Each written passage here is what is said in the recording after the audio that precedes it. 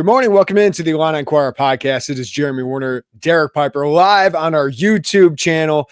Sorry for the delay, but all of you are watching the end of that Chiefs and Bills game anyway. Another classic, but another Patrick Mahomes victory. So we decided let's go home, watch some football, and then we'll talk about Illinois basketball and their 83-74 win over Northwestern today. But that game was pretty good. I think we made the right decision, Derek, to hold off. But the Chiefs and Patrick Mahomes are inevitable. It always feels like.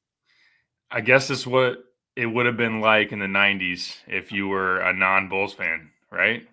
There's some of that to it for sure. I know that you wrap in the whole referee conversation and everything in terms of this. Beneficiaries of his Bulls fans back then too. So probably, no doubt. But the conversation today a lot about, Josh Allen.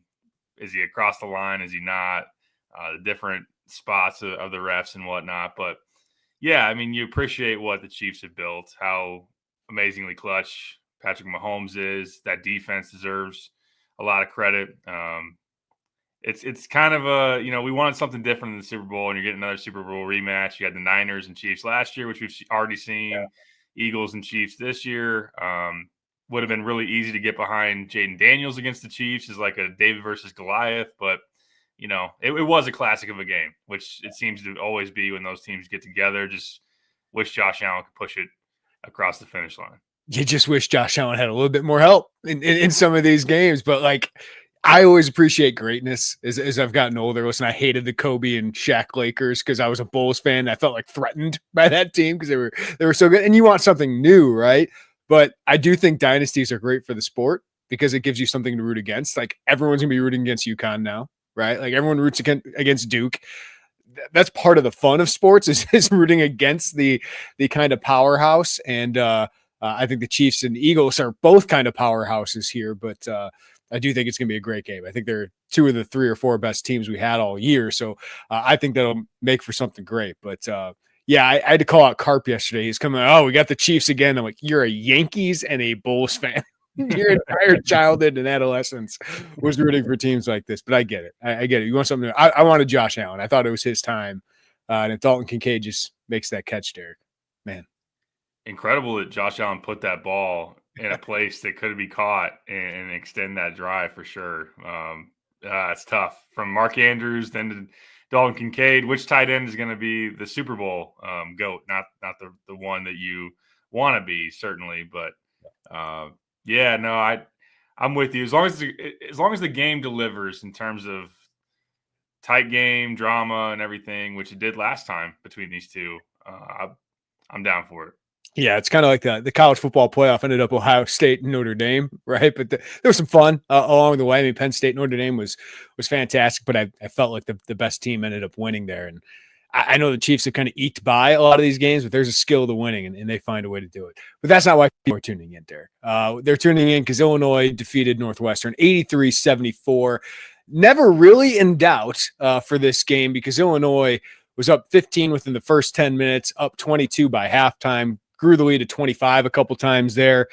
And then Illinois felt like they had won the game, but there were 5 minutes left. And Northwestern went on this 19-4 run. Really some sloppy plays. Some of the starters went out for Illinois, and Northwestern cuts it to single digits. But Joey wrote this morning. This felt like a pretty typical Brad Underwood response. Back-to-back losses, 3 out of 4. You had looked it up before the game, and I looked it up before the game too. Like they hadn't lost 3 straight at home since John Gross was the head coach. Not often that Brad Underwood's teams, since he's kind of turned this thing, have lost 4 or 5. They needed this one, and they came out fired up and played like they needed this one. Big time. And Brad talked a lot about edge, grit, toughness, bringing the fight to somebody, especially in your home building. Morez mentioned that after the game as well. I know we'll talk a lot more about him as we go along, but it felt like that, and it was that early. They punched Northwestern in the mouth. They overwhelmed them. Morez's defense on Nick Martinelli was a big deal. I mean, being able to contest his shots around the rim and really force him to take shots from the outside. But just in general, I asked Brad a decent amount going into the game, how do you feel about this team's ability to handle adversity? How will you guys respond from this 21-point loss in your home court? I wrote about it after it's happened 5 times in 50 years that margin is taking place. And then you're missing a big guy like Tommy, who's so valuable to you. So it was kind of a really what are you made of moment, and you needed the game for sure. And Northwestern, while they're not a current projected tournament team and they're in the bottom third of the Big Ten chase, like Chris Collins is a really good coach. That's a tough team, and they beat you already. So I thought that the effort, the fight was really good for the most part. All in all, a really nice bounce back effort. 21 offensive rebounds. I thought you did some good things of getting buckets in transition and 5 guys in double figures. So I certainly liked that from Illinois' standpoint. And this is what they needed. Now, I think to comment, I know, again, we'll probably dive into it more. The end of it, there's John Gross fake rallies for a reason. And I'm not excusing everything that happened, like the Will Riley inbounds pass and decisions by Kylan Boswell down the stretch. It was sketchy. It should never have been there. It should have been. It was a 20-point blowout all game long for the most part, and then it's an 8-point and Dre misses 2 free throws, which then Northwestern could have cut it to 2 possessions. So that was dicey and not good, but for the most part, it doesn't take away from what allowed you to get there. Yeah, just take people behind the scenes, like Joey the whole time, and then like, oh, this is I know what I want to write. I want to write about this is like the typical Brad Underwood bounce back, and then the last couple minutes goes, oh, that's out the window, and I didn't necessarily agree with that. I said, go ahead and write that because they crushed this game for 35 minutes, right? Like the last 5 minutes, pretty natural for a team to think they won the game. You had a bunch of backups come in for Northwestern, shooting away, confident, and Illinois let up, and that can't happen for sure, but Kasparis was out of the game. Some of these other guys were out of the game, had to put them back in to kind of steady the ship here. But I still thought that last 5 minutes doesn't completely just be like, oh, yeah, typical Illinois, like that. They're in trouble now. No, 35 minutes of that 40-minute game. That's exactly what you needed to see out of that team. But at least it gave Brad Underwood some ammo, right? Like, and he's going to love that because you can't do that. I mean, what if you only had a 16-point lead? You can't let up the final 5 minutes. And he said afterwards, as long as there's time on the clock, you cannot let up. You cannot take your foot off the gas. And he said he kind of did, right? Taking out Kasparis and some of that. So you still got to find a way to win. But I mean, you're up 22. I don't mind him taking out Kasparis Yakashonis that late in the game. We'd be complaining if Kasparis got hurt in those final minutes. Been there before. At Indiana, you're up 30, and then a little scuffle breaks out, and Kasparis on the court. Like, why? Why is he doing that?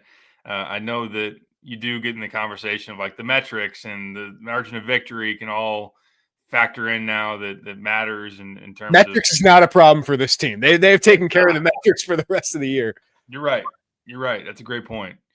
But you do got to close the game, and you got to drain a shot clock. If you're Kylan Boswell and you're a veteran guard, you got to understand a pull-up 3 with 20-some seconds on the shot clock is not a good shot, and a turnover that's a pick 2 the other way and is something that can't happen in those moments, certainly. So, I mean, I think it's natural to relax when you're up by that big of a margin.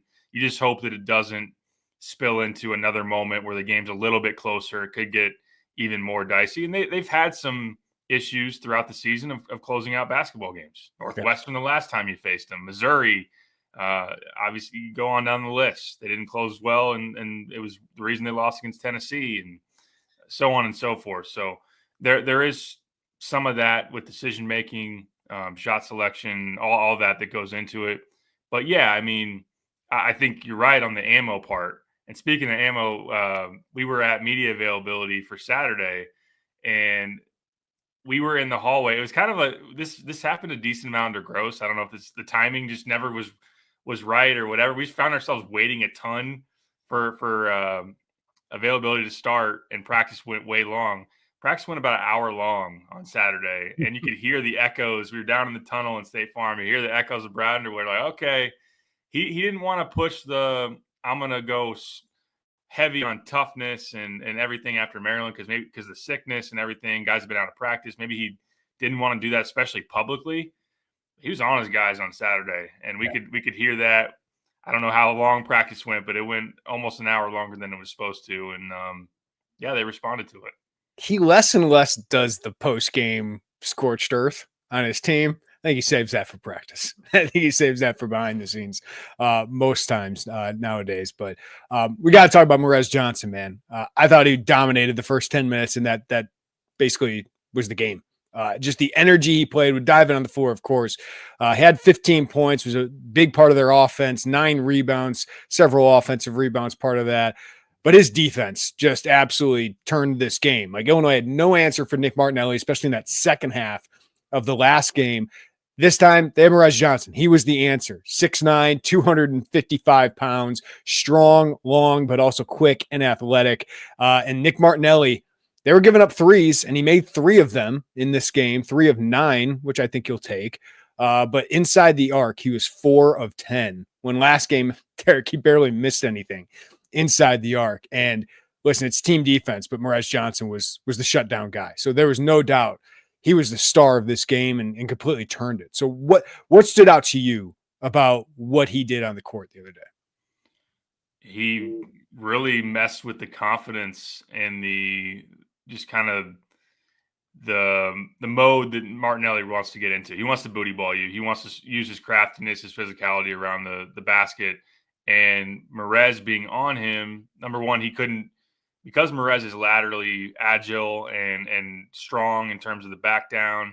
And there was some worry about fouls with that matchup. I wrote about it in the preview. I thought that it would make sense to cross match and that it could be Brad mentioned tweaks and whatnot, and you figure they'd have to do something different. That one made sense as an option for Illinois. But if Morez gets 2 fouls early in the second half, you're really in trouble, which Martinelli can certainly draw.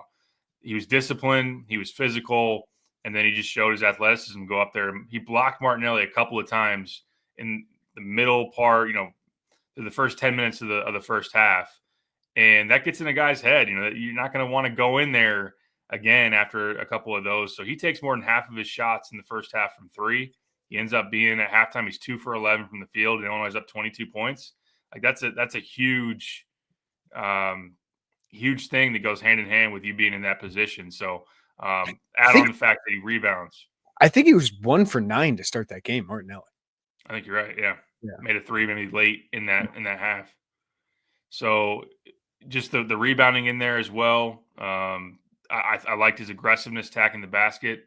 Didn't seem to hesitate at all. Yes, he gets his shot blocked maybe every once in a while and doesn't finish one here or there.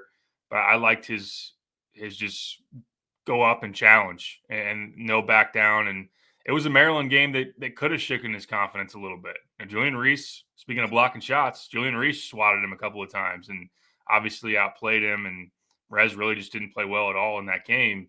But he came back ready to fight and had a great response. But yeah, the defense on Martinelli was the biggest development and the biggest reason that Illinois took that lead.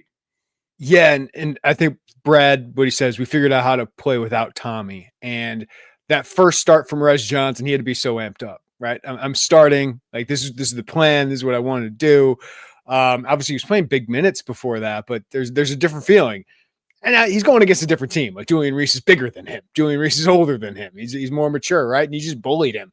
Morez did not play well in that game. So I thought his response was pretty awesome, just individually along with the rest of the team. And I just thought he set the tone. First 5 minutes, I think he had 3 points, 2 rebounds, and a block. And just Martinelli was 1 for 4 before the first media timeout. And I'm like, oh, okay, this is a different tone setter right here. But like, what a weapon for Illinois, Derek. Like, you think of when Tommy comes back, like if you got to go bigs against Michigan, if you need to go bigs against Maryland in the Big Ten tournament or in the NCAA tournament, you can play those two together, and Morez can guard those 4s that otherwise have given Illinois trouble. Like Martinelli tore up Ben Hummerkaus the first time they played, but Andrew Nicholson allowed Hummerkaus to cross match on him, and I thought that was a great move by Illinois. But over the last 6 games here with Morez, 9.7 points, 7.7 rebounds, 1.2 blocks on a team with, Kasparis, Will Riley, even Thomas Love, even though he's technically a sophomore. Morez is also one of the best freshmen in the Big Ten. And what a statement performance that was for him. And he gives you a chance if he stays out of foul trouble, which he did in this game, Derek. If you have him going, you can tread water. You can survive without Tommy for a couple weeks potentially, if that's the case. For sure. Yeah, that's a big deal. That's something that has to happen while Tommy is out. And even when Tommy gets back, you won't know what his minutes capacity is. How many minutes can he play? How effective is he? That's something that is going to have to develop. The good news is that it's at the very end of the season that you play Michigan, when, of course, you got Wolf and Golden, and that's the matchup that you want both those guys on the Illinois side to be fully operational and in rhythm. Purdue at the very end of the schedule as well. Drake Kaufman, who's going to guard him? I want Morez guarding him, right? Yeah, for sure. So I think that that's something that we'll see when we get there. But in the meantime, for Morez to not be in foul trouble, to be someone you can rely on to be effective, and give you some offense, because he can, as far as putbacks and dump offs. And we saw KJ hit him a couple of times in the pick and roll, and that was something that was effective too. So that's a big development. I think that, in talking to Antigua back in the offseason, he said, it wouldn't be crazy, almost kind of with a wink, that like Tommy and Morez will play together, because his biggest reason was Morez. Why can't he guard almost essentially 1 through 5? Now, there might be someone speedy enough to get by him, but for the most part, you got a guy that's very rangy, athletic, and even if someone has a step on him, he's obviously got the size and athleticism to chase down block from behind. So, quick question here. Yeah. Is he the matchup for Cooper Flagg as of today? Ooh. Yeah. Who else can you put on it? Who else can match the size, length, athleticism? Because that first block that Morez has, I looked at you and was like, that's athleticism. Like, obviously the length is a part of it, but he was beat and he was able to have the athleticism to beat him. Like, now Cooper Flagg just goes up and dunks that comparatively, but it's just who can match up physicality wise and athleticism wise. It's the only guy in the roster that I think can do that. Trey White, you might put on him, but boy, you're giving up a lot of size there. Humrickhouse, I would no, thank you. That's not fair to Ben. Yeah. I think it is Morez in terms of the athleticism and the frame. You worry about foul trouble and all that, but you got time to. You want Tommy back in that game because they got Malawach inside at 7'2" and great rebounder. So we got some time to get there, but as of today, that looks like the guy. Well, we haven't talked about it on the podcast yet. I mean, Brad Underwood came out and said it publicly, which we've kind of been hearing rumblings of, that Tommy Ivisic has mono, which I've fortunately never had it. I've known Nate Hobbs had it when he first got to school and was out the first 3 weeks of training camp for Illinois. So Ivisic has been sick for a couple weeks now here. He's been at the games. He's no longer contagious, but from everything I've heard about this is it just drains you. And some people could take 2 to 4 weeks to get back to full strength. Some people could take longer than that. So I do truly think this is going to be, probably a week or 2 more at the minimum, Derek. And then what is his conditioning capacity after that? That's another reason why Morez getting these minutes is so important, because he might have to play 20 to 25 even when Ivisic comes back. So obviously this is another piece of adversity that Illinois has to face. You hope it makes them better in the long run, that Morez gets more confident, Ben gets more confident. Other guys like Jake Davis, we'll talk about here in a minute, have to play more minutes, but it's certainly potential to screw up your season here a little bit, as it already did with your loss a couple of days ago to Maryland. I don't know if you beat Maryland with Ivisic, but you certainly have a better chance. So be interesting to see when he's able to come back, but I don't think we're going to know that for a little bit.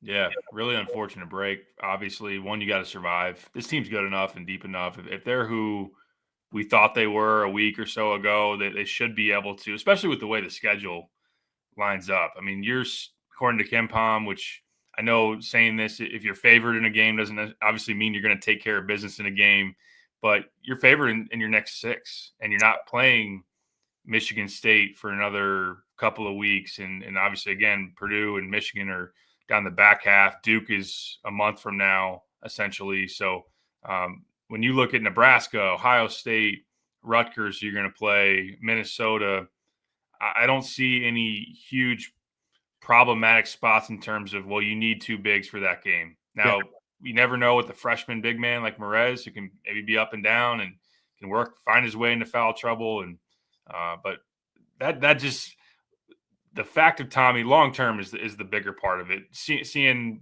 how long it takes for him to get right, because we know how much he means to this team. In the immediate sense, that was a nightmare matchup. Like Maryland was a nightmare matchup without that guy with Queen and Reese. So, like I would have rather played Michigan than Maryland, right? Because like Danny Wolf's more of a skilled guy. Like Vlad would have probably owned you, right? But they had two guys who could just physically dominate you, and Morez didn't play well, and that just made matters worse. Yeah, it was pretty tough there. So we'll see. It seems like a positive sign. He's at least around the team. He's at least at games.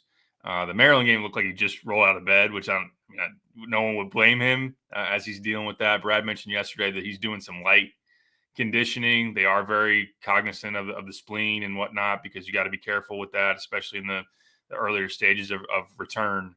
But I guess one of the things is we don't know how soon or how far back the diagnosis goes. I guess you would say Michigan State. Obviously, Brad thought he had strep at the time. I know that seems to be swollen glands and everything. Maybe one of the early signs of it. Was it a little bit before that?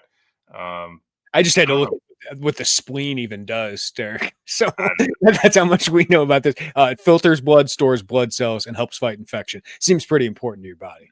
I would think you wouldn't want to mess with that for sure. So no, I'm no doctor at all either.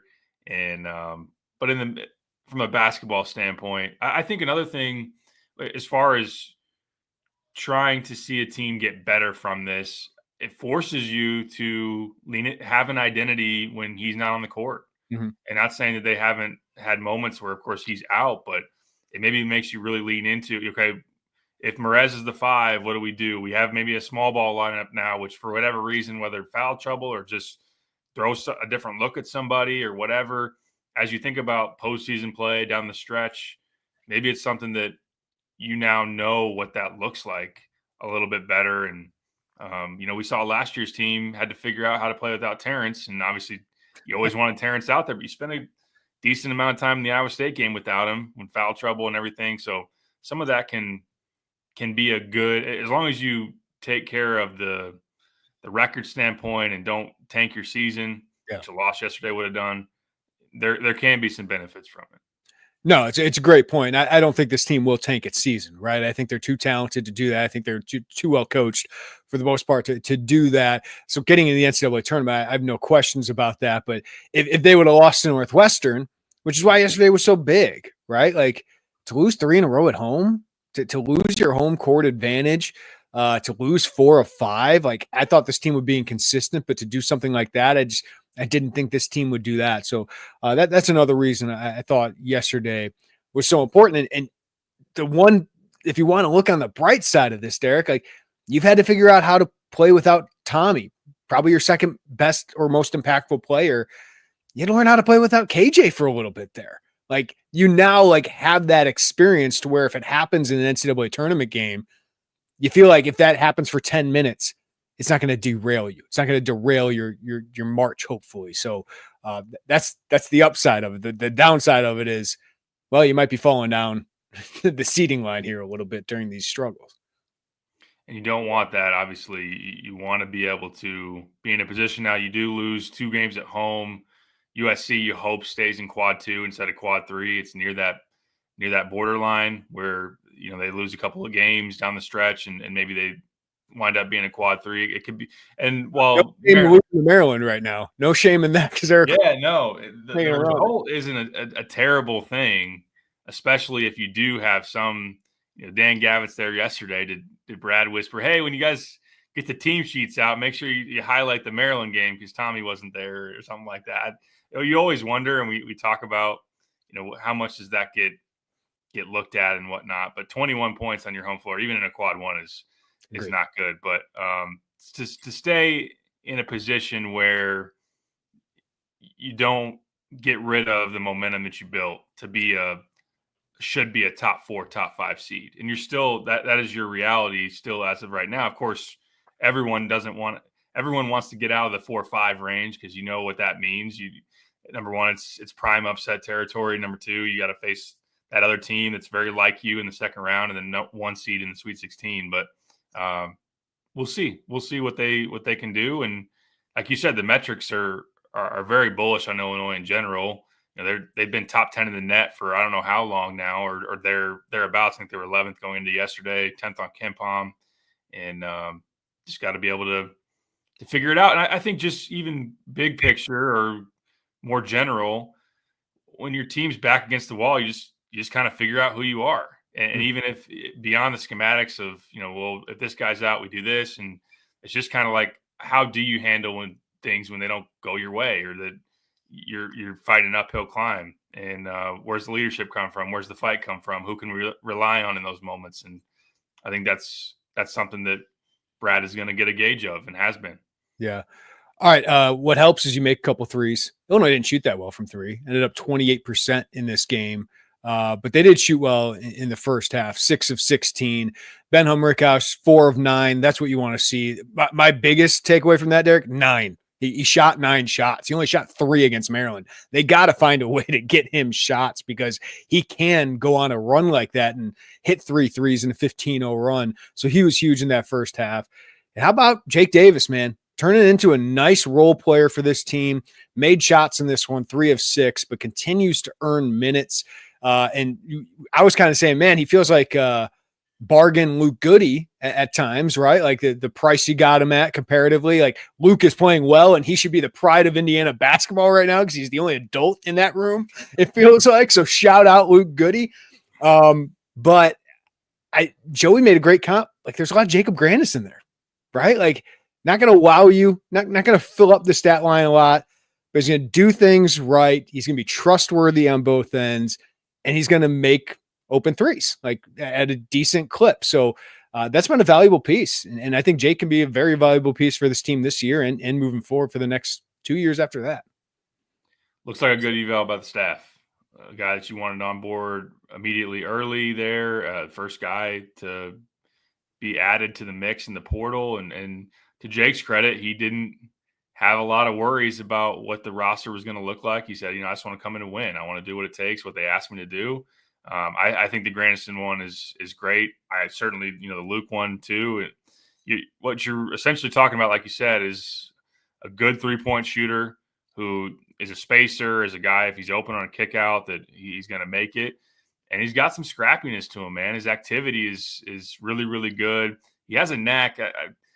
I've noticed this about, he just never seems to stop moving. Like even if he's inbounding the ball, he has a way of like just getting the ball, and he has you play with pace. Didn't Brad always talk about like the amount that, was it Jake Grandison would run, or was it Luke? I can't remember, but like they would, like their metrics for like the catapult system, like they would run more than anybody in a practice, just because like you're saying, they're always on the move.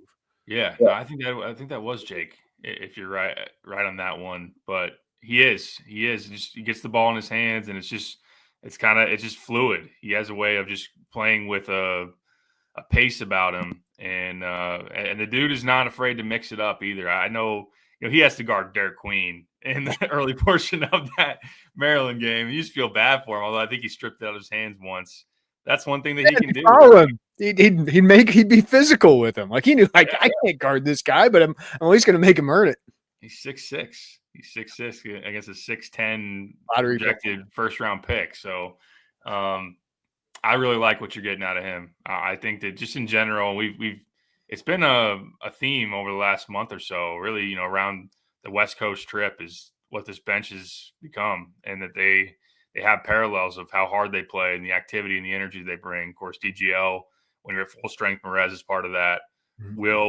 We'll talk about him a little bit. He struggled against Northwestern, but I think his activity has been pretty good on the whole over the last couple of weeks too. So, but Jake's a nice asset as a depth piece that can come in and make some plays. And he told us on Saturday, he's like, my mode and kind of our bench is just like, don't try to do too much. Don't force the issue too much. Just go out there and take what's given and just try to help the team. Yeah. I think he and Morez have done that incredibly well. Like they know what their roles are. They don't try to go outside of that. I think Dre has settled into what his role is, and sometimes that is being aggressive, right? Is a guy with the ball in his hands. Will's still trying to figure that out, right? Like, and you see the flashes of it. I do like the activity Will Riley is giving on the glass. Had 3 offensive rebounds. You see him flying around, trying to hunt down those. That inbounds pass, though, oh, that was really tough to watch. And he's missing open shots. Casper's flirted with a triple-double. Felt like he should have had one, right? With some of the passes that he had. Felt like Kylan had a few open looks. He went 0 for 3. Will Riley goes 0 for 3 on threes in this game, and a few of them just wide open shots. He was set. His feet were set, so I like that. He's just not making them at this point, but he's got to clean some things up, and he's got to make some shots, man. Like he did against Michigan State, but you just love to see him just consistently hit 35% of those open catch and shoot opportunities. You wonder if it's going to come around in terms of the three-point shooting at a consistent enough rate, like game to game. Okay, Will's got good looks from 3, and he's going to make them. In Big Ten play, he's around 15% from the outside. And I know Trey White's another guy that has really struggled to make even quality looks from 3 as well. Yeah, I definitely agree. You know, the Will point about the activity is, you know, had 3 offensive rebounds against Michigan State, had 3 against Northwestern. That was something he was doing early in the season. I think he had 4 in the Bama game. Just a guy that chases it well, has good instincts for the ball. And that can be the Michigan State game. And I think it's really unfortunate with Tommy being out, because that looked like a method. Tommy in the top of the key, high post, Will cutting, where he doesn't have to do it off the dribble. He can cut to the basket and got a guy that can feed him there. But yeah, I mean, he is a talented shot maker who's shown it in the past, who's not making shots. And for whatever reason, you know, you try to analyze it from the outside, you ask Brad about it, and he usually says, just got to make them, got to keep shooting them, got to make them. And we'll see if we get there. I always expected him to break out. He did against Michigan State, but there's a difference between capable of a first half heater versus, okay, going down the stretch, you trust, you know, Will Riley gets 5 good looks today. He's going to make 2 or 3 of them. Like, we're not there yet. And I don't want to say we won't get there, but certainly it's a long enough stretch now where you wonder when it does. For sure. All right, we'll get to some of the comments here on the YouTube channel. We'll get to those coming up. And we'll hear from Chris Collins. I thought he had an interesting comment about this Illinois-Northwestern rivalry. But first, let's hear from one of our great sponsors. Are you ready to optimize your nutrition this year? Factor has chef-made gourmet meals that make eating well easy. They're dietitian approved and ready to heat and eat in 2 minutes, so you can fuel right and feel great no matter what life throws at you. Factor arrives fresh and fully prepared, perfect for any active and busy lifestyle. And with over 40 options across 8 dietary preferences on the menu each week, it's easy to pick meals tailored to your goals. So you can choose from preferences like Calorie Smart, Protein Plus, or Keto.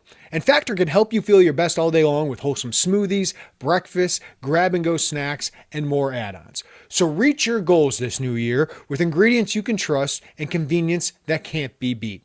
Eat smart with Factor. Get started at factormeals.com/Illini50off and use code Illini50off to get 50% off your first box plus free shipping.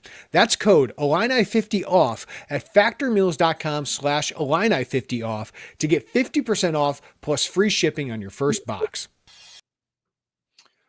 All right, Derek, I do want to put this out there. I see this from the News Gazette. Former Illini great Ephraim Winters has passed away at the age of 61. That according to the News Gazette. He was a big part of Lou Henson's first and only Big Ten title team back in 1984.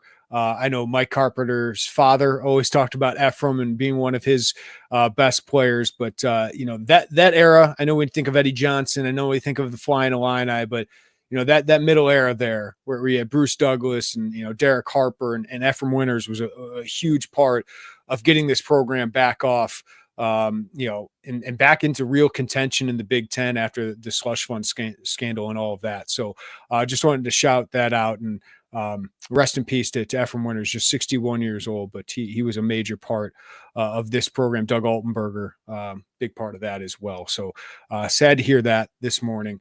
But we'll get to some of your questions here coming up if you want to weigh in here on the live YouTube channel. I did want to bring up that Chris Collins was asked by Steve Greenberg of the Chicago Sun-Times about this Illinois Northwestern basketball rivalry, Derek, which we talk about football a little bit more because, football Illinois has actually struggled in that rivalry game. But I thought Chris Collins had some interesting comments about that. So we'll react to that. But here's what Chris Collins had to say. I've said it all along. We would love for it to be a rivalry, but we have to do our part. I mean, and we've been able to win some home games, which is great. And they're a championship level program. They won the Big Ten tournament last year.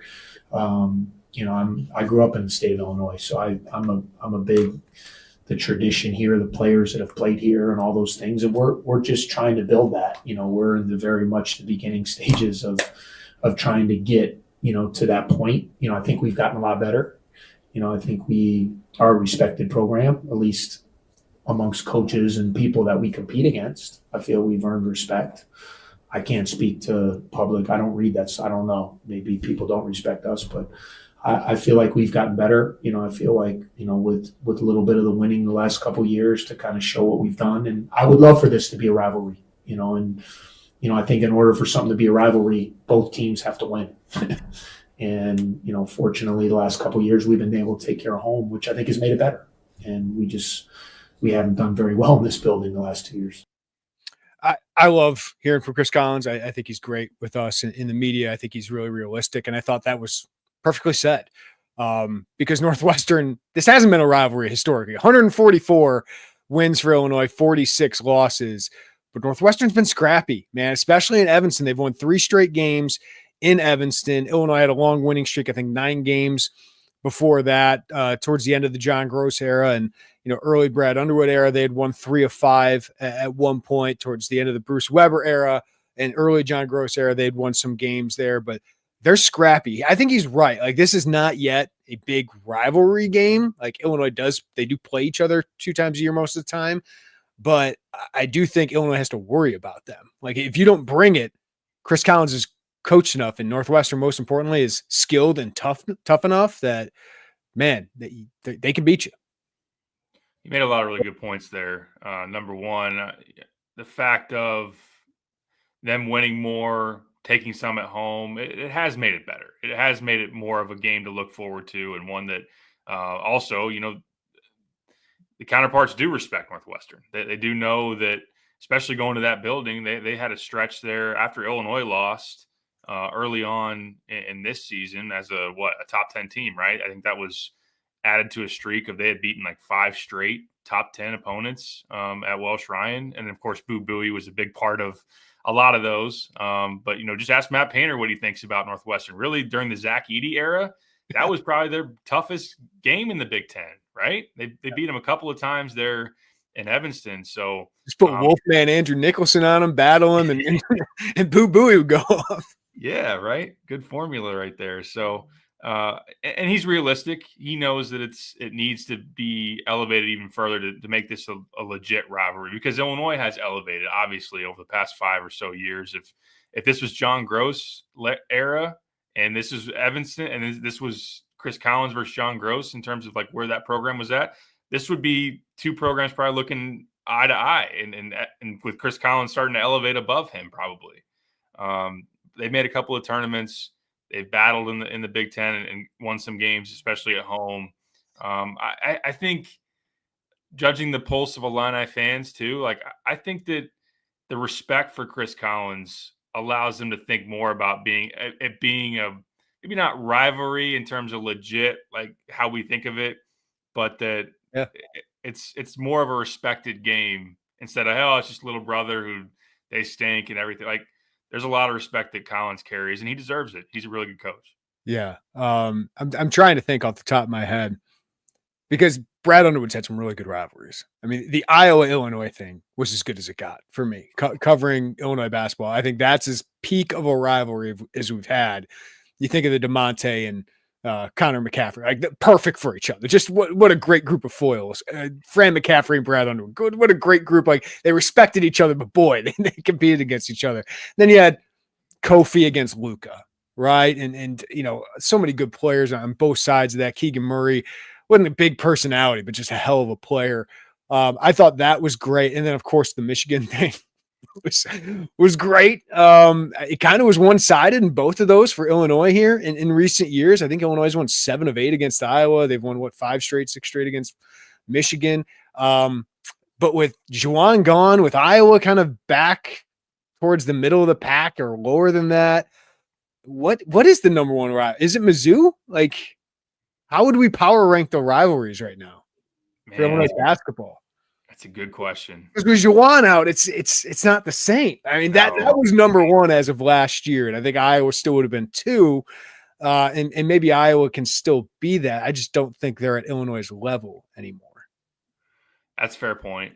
I think, the history and even recent history of Iowa probably still power ranks that one above Northwestern. I would think Missouri's it's kind of still been hit or miss though. But it feels the games. Yeah, the games haven't been as great, but it feels like the most even rivalry. I mean, this year was a decent game, but like, really good game. Yeah, it feels like the most even. Like it's going to go back and forth. Sure, that's a good point. That's a good point.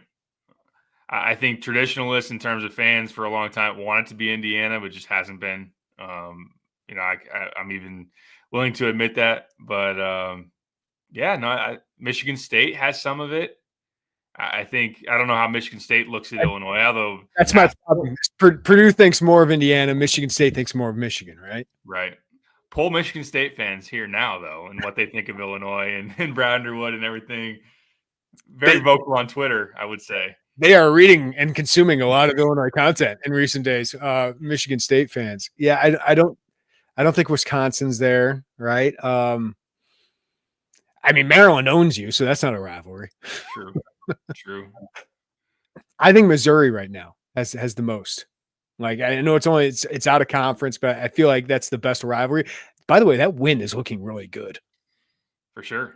They just beat Ole Miss. They've got 2 primetime wins at Florida and against Kansas. That's a nice win for sure. Just beat Ole Miss as well by 8 points. I just thought that was – I'm just kind of thinking about it. Like maybe at the end of the year we can figure it out because maybe Michigan or Purdue feels like it at the end of the year if it's like a Big Ten title race. Maybe Iowa still has it when we get to that game. It just feels like Fran's taking that program as far as he could, which was awesome. Like that the peak of that program, the players that they had. I feel like he's maximized that program, and the end just feels kind of near for that. So I don't know where that one's going, but from 2000 to 2003 or 4, that rivalry was unbelievable. And Michigan was right there with it. Both were sensational. Hunter Dickinson as the heel, still hasn't beaten. Yeah, Juwan for sure, no doubt about that. Iowa, Iowa in the press conference, they don't like us, we don't like them, like all that. That was handshake line, which Iowa was beating Illinois' brains in those early years of Underwood. Like they would play in the Big Ten tournament. Here comes 97 to 70, which they did that to them a couple of times. And then finally they were able to turn that thing on the regular season finale in 2020 and then reel off a nice little streak there. So those were fun. I think it's fair to say that a torch has to be passed or just has to be a new emphasis on a different game. Certainly Mizzou has had one that stretched over the course of time. That's a fair call on that one. Northwestern way to go. I'm really interested to see Casper's versus Michigan State again, though. I'm really, and that's the hard part is Michigan State players are sticking around, but Illinois players aren't sticking around like they were before. So maybe it's harder to figure all that out. But with Hunter and Juwan there at Michigan, that one felt still amped up even last year, especially with Terrence involved in it all. Definitely. No, I think that in how these rivalries brew, like you got teams operating in the same tier, especially when they get up into the top tier of the Big Ten, which Illinois and Iowa were in, which Illinois and Michigan obviously were in. So that there could be potential for things to brew further with Illinois and Michigan State because Michigan State's operating up there right now. I think Illinois fans definitely looked at Purdue like that, and Purdue fans hated Coleman Hawkins on Twitter, but Illinois didn't beat them, unfortunately. So, yeah, I was gonna say Illinois didn't win enough against Purdue. I think for that to be a rivalry, right? I'm trying to think of what that record is. Last 10, you're 3-7 against them, and you've lost 5 straight. So hard to call that a rivalry. All right, Def. There's Packers there. Yeah, Bears Packers. Def, hey, we're riding a 1-game win streak though, Piper. Def, 1999 super chat. I love Brett and Brad's approach to Northwestern, coming from a place of respect. Publicly, I always want to aim higher for a rival, but love our coaches and not speaking from insecurity like Beckman and Lovey. Yeah, like it felt like Beckman and Lovey tried to make it into a big deal, but it's just like, win some games first, and then we can talk about Illinois Northwestern football being a rivalry. And I think Illinois Purdue football can be one. And I thought Walters added to that because I just think those programs are kind of in a similar tier. Now I think they're passing that up. I do think Illinois Northwestern can remain that. You obviously are playing for the Cannon Trophy, but it'd be fun if Illinois played Wisconsin or Iowa a little bit more, to where that could be a rivalry in football. But now we're going to get to a point where, we play those teams 2 or 3 times every 5 years. At least in basketball, you're playing that team at least once a year. And I think Illinois Northwestern is probably going to play twice a year, right? I think that's protected. I think it is. Yeah. That's a good point by Def for sure. And when you're at a program position where you are stabilized, not worried about the dynamic, in football, there have been seasons where Northwestern has out-recruited you, has been in a different echelon, of course, in terms of success. And Brett's obviously doing really well and moving the needle up further and further for sure. So basketball wise, and I think recently it comes from a place of mutual, like Northwestern has earned the respect here recently, where there were seasons, Bill Carmody and whatnot, even though through the years they played tight games. This one, Illinois is in a good position, and Northwestern made a couple tournaments, picked you off a couple times in Evanston. No, it's going to be a tough game, and they got a good coach. It's pretty amazing. And Chris Collins got in that program to a spot where it's like they can annually compete for an NCAA tournament. Because John Scherner was a phenomenal player. That team, like the fact that they were flirting with that, it felt like unbelievable that they could do that. Like Evan Eschmeyer back in the 90s. It was like unbelievable that they could even compete with some of these teams. So kudos to him for being able to do that. Def said that he was wearing his Illini coat and Eagles hat at Lincoln Financial Field yesterday. I wonder if our boy Austin Berkland was with him. He said, "Tell Aaron Henry he's welcome to borrow my Sidney Brown jersey next game at State Farm Center." Aaron Henry was wearing the Quan Martin jersey with all those recruits in attendance at State Farm Center yesterday. Paul Monroe, $9.99 super chat. When will this team get healthy again? Put together a run. Always seems to be a hiccup. Yeah, I mean, we are not doctors. We do not know when Tommy will be back. I think your next 2 weeks are going to be impacted, right? That's kind of what my minimum expectation would be. If he gets back before that, that'd be phenomenal. But I think even if he came back late next week, Piper, which is this total speculation on my part, and I probably shouldn't do it, but I still don't think he'd be 100%. So mid-February, hopefully, maybe. Late February, hopefully, maybe.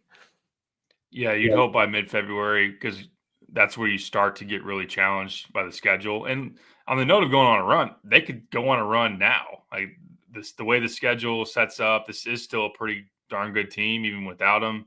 Yes, things do get challenging when you lose a piece like that. But again, this was supposed to be post-Michigan State, a time to maybe go on a long win streak. Of course, you didn't do it against Maryland. And without Tommy, the margin for error is smaller. But I'll say it again, like Nebraska, which we'll talk about here before we close out, Nebraska's lost 6 in a row. I was going to say, let's bring that up now, Piper. Like Nebraska is bad. Like Fred Hoiberg, I think, is a good coach. Bryce Williams is a good player. They really miss Rink Mast, who was one of my favorite topics of the offseason because it felt like Tommy could make that kind of impact. I think that's proven to be true. But 6 straight, including 2 at home. Close games, though. Rutgers, USC. So it could be a close game. That's a tough place to play. I know you've been there a couple times. But you got to go win that game. Like that's a game on the road that you need to go win. Home against Ohio State. It's not a bad team, but it's an ugly team. Like it's just they don't play pretty basketball. And then Rutgers on the road. Know they're talented, but they're a 2-player team. Minnesota's frisky at Williams Arena. They've beaten Michigan and Oregon in their last 2 home games. You're better than them. Like even without time, like this is a run. Like this is the next 2 weeks, even without Tommy Ivisic. You got to win these games. You should. You should. It won't be easy, especially on the road. The rack is still going to be tough, and if Harper and Bailey have a night that they can beat most teams out there, and certainly Illinois without Tommy would fall into that category, I would imagine. And Minnesota, for whatever reason, has it going there at the barn for sure. So, but still, in terms of where you stand versus those teams, you're a much better team, even without Tommy. And if you can win 3 or 4 even, or if not all 4, and then set up shop at home, and maybe I would think that Tommy would be back, or you would hope. UCLA and Michigan State back-to-back home games, huge stretch, and that's where I don't know. That's why these next 2 weeks you want to set yourself up to make those games really matter. Because if you win 4 straight going into those 2, okay, like maybe you can get back into this thing. No doubt, and set your sights on maybe you're back in like 3 seed range, or is the top notch of, you go on a run down the stretch, or maybe you win the Big Ten tournament. Could you work your way back into like a 2 seed projection? Mm-hmm. We'll see how that ultimately goes. The schedule gets really tough. Michigan State after that, you're back on the road. Is it Wisconsin, then Duke after that? Like that's Well, the other thing I want to bring up, I don't know if this is going to hold. Right now at Nebraska is a quad 1 victory or quad 1 game. Ohio State at home right now is a quad 1 game. I don't know if that's they're 29, Nebraska 63. That can fluctuate back and forth, but these are potential resume boosters, right? Like not only like just take care of business and get a win, but these could end up being decent wins for you on your schedule and on your team sheet here. That's a good point for sure. And you want to stack as many quad 1s as you can ultimately get. Important to remember, I was doing some digging stat wise as people freaked out after Maryland. I was like, hey, let's compare some and contrast some things about like where last year's team was at this point in time. Like last year's team going into March only had 3 quad 1 wins. And yes, they got super hot and won at Wisconsin and won the regular season finale and then won the Big Ten tournament and stack some of those up. But Arkansas is not doing any favors for Illinois. I know. It's a quad 2 game right now. But Missouri is, which is good. No doubt. So four quad 1s and the next 2, like you said, profile as quad 1s as well. And we know home against Michigan State, home against Purdue, at Michigan, Duke, at Wisconsin. Down the stretch, you got a lot there. All right. One last question. Austin Cotter. What's up, Austin? $4.99 super chat. Do you think we can get a second year of Will Riley next year after how much he has struggled in Big Ten play? And I saw Mark said that Inquirer has reported that Riley has always been a 2-year plan. I don't remember ever saying that. I think Ivisic was a 2-year plan here, and Colin Boswell, Trey White would certainly be that. But Will Riley always has had the potential to be a one and done. He's still involved in some of these mock drafts because of the potential, the size, the scoring ability. Me personally, I think he's got to show more to be a guy I'd want to take with a top 30 or top 40 pick in the NBA draft and guarantee a lot of money to. But a team that's winning, a team that has like 5 draft picks, which it seems like 3 teams or 4 teams own the entire first round of the NBA draft because of all these ridiculous trades. Like you want to take a guy like that, stash him in the G League and see what he can become. So I still think he can be a top 40, top 45 draft pick and get guaranteed millions. He can make a lot of money in college too. So I think another year would really benefit him. And I think Illinois obviously has a developmental plan for him. And Casper's is going to be a top 5 draft pick. Like I have very few doubts about that. At worst, top 8. So there's going to be a lot of usage. There's going to be a lot of need for scoring, a lot of need for playmaking, and I think Will can do that. Listen, there's a lot to play out here, Derek, as we know, but I think it would benefit him, and I think it would benefit Illinois if he came back for a second year, but there's a lot to play out. You don't think Illinois could battle the $8 million per year that KJ would be looking at as a top 5 pick? Probably not. Yeah. Why would you do like you wouldn't? No, like I just want to put Illinois fans. Even if you had $8 million to spend on one player, okay, one player, KJ is going to make that from an NBA team. So why would he come back to Illinois? Yeah, I know, right? Okay, guaranteed money and getting developed in the NBA and just playing basketball. Like that's why he came over here and he's done his part, right? To show that he can play at this high of a level. So even if you equaled it, like it's the NBA. Like that's what these guys want to do. Yeah, no, I was just messing around there. I know, like just to go through that exercise for the people who need to go through that exercise. Right. Will, it's going to be, as it shapes up right now, a legit conversation. And if it doesn't turn, and it doesn't have to be consistent, because we can have the conversation a million times. Teams are drafting on upside, and teams are looking at the big picture. And if Will, especially in some prime spots down the stretch of the season or in postseason play, what if he has a heater in a tournament game, or even a Big Ten tournament game? If he scores 15 at the Garden against Duke, that could be impressionable enough for a scout or for a team to say, hey, we see it here. We know what it's going to be or can be. We just know he's going to need to develop and work on his body and everything. We draft on upside maybe later in the first round, but that's kind of the conversation you're having now. Can he work his way into, I don't know that he's going to reach middle of the first round again, unless he really has a nice finish to the season. Yeah. ESPN, even they really held out on their mock and had him, I don't know, a couple weeks ago, still at like 17 or 18, although I know Gavoni and Wu came out with their updated big board, and now he's into like the mid 30s range. So you're talking about, that's about right. Like if I'm an NBA team, I'd take him top of the second round for sure. Give him some guaranteed millions, but he's scored double digits in one of the last 8 games. He's still averaging 10.1 points per game, by the way, because that's what the non-conference did for him. But I think we all see it because we see it every day, right? It's like he's got a long way to go, and that's okay. But I think if he comes back, I think he's got a chance to be a lottery pick. Yeah. Right? The other part of this draft is this is a loaded draft. This is an awesome draft. That's why the Bulls need to keep losing games, right? Like, because you need to get in this top 10, because at pick 8, you can get somebody who's usually there at pick 3. Kasparis in some years would be the number 2 pick, maybe even in conversation for the number 1 pick last year. But it's just, you got 3 uber talents at the top of this draft with the 2 guys from Rutgers and Cooper Flagg.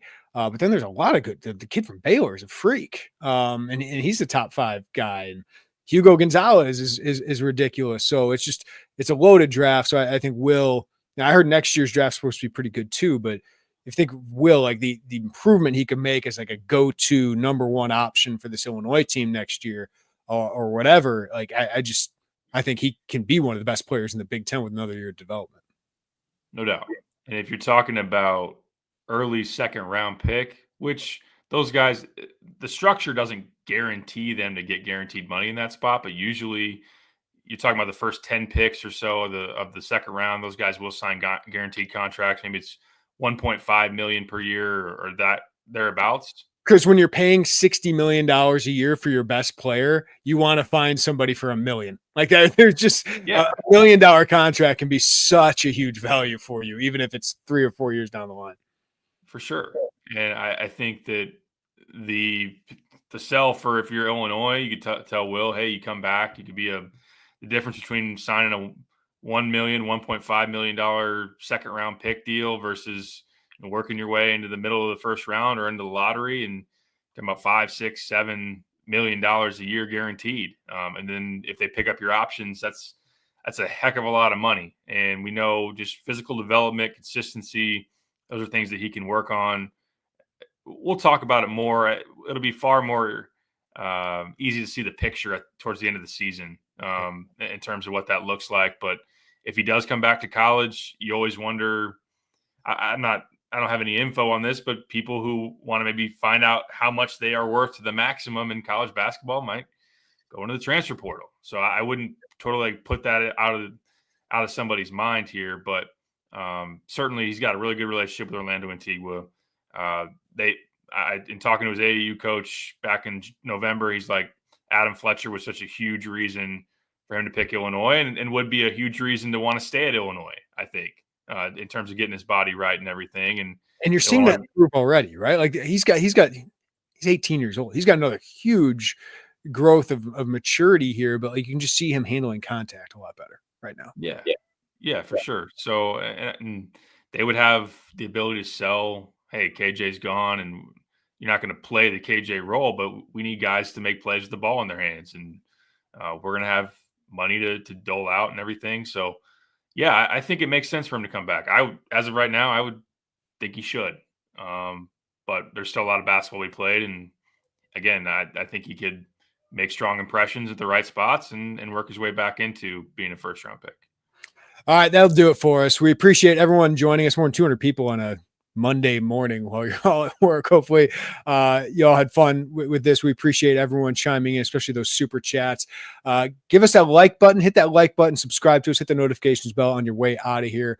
We appreciate when you guys do that. If you're just listening on the podcast, follow us, rate us, review us wherever you get your podcast. We got tons of Illinois football recruiting stuff going on, a lot of big buzz coming out of Illinois, so you'll want to be paying attention to that over the next several days as Illinois continues to build this class of 2026 and ride some momentum from a 10-win season. I know Illinois basketball had some recruits on campus, and Derek's going to catch up with them. So a lot happening at Illini Inquirer, so go check all of that out. But everybody have a great day. Take care of each other, and we'll talk to you next time right here on the Illini Inquirer podcast.